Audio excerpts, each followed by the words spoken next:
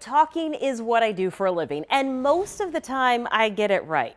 But sometimes it goes wrong. And there was this one time it went horribly wrong in spring training. Every year I spend several days in Peoria doing interviews of the Mariners players. Those interviews get used in features during the course of the year. So I need to spend several minutes with each guy, including Felix Hernandez. And when this story took place, he was the ace of the team. It also turned into a huge headache trying to get an interview because neither he nor I were on the same page that day. We sat down to do the interview and neither one of us was feeling it. And I called out Felix. And I said that if he didn't want to answer the questions, that's fine. We would just do it again another time, but that nobody needed to have their time wasted. Felix responded by saying he wasn't wasting anybody's time and that he wanted me to continue the interview. I did, and after I got an unsatisfactory answer, I told him that we were done with the interview and I walked out.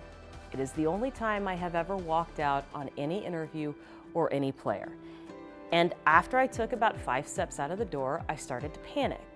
And while I was on the phone calling my boss, trying to figure out what I was going to say, Felix came out to find me. And he and I talked for a few minutes, and he decided that he wanted to finish the interview, which we did, but it was pretty tense, and it wasn't a great interview, but we did it. And then we didn't speak to each other for several weeks. In fact, it was about 2 months into the season before he and I sat down and actually cleared the air. Now, thankfully, he never blackballed me from an interview, which was a huge fear of mine. It's my job to interview players after games, and if he wouldn't talk to me, that was going to lead to some serious complications. And the biggest fear I had was that he was going to throw a no-hitter or a perfect game, and he was going to turn me down for an interview. We sat down early on in the season, and we hashed through things. And as it turns out, both of us were just kind of having bad days, and neither of us understood each other's perspective. We cleared the air, and I was glad we did, because later that year, he threw a perfect game. And I was the first person to go onto the field and interview him.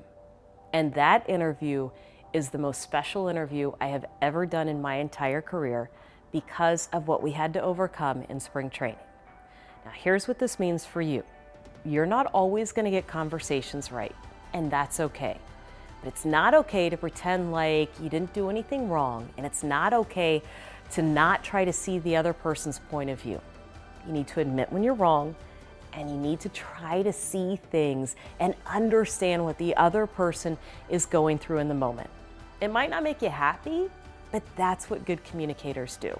And as your mentor, I would be wrong to tell you anything else. Anyway, that's my story from my career. I'd love to hear yours. Leave it in the comments.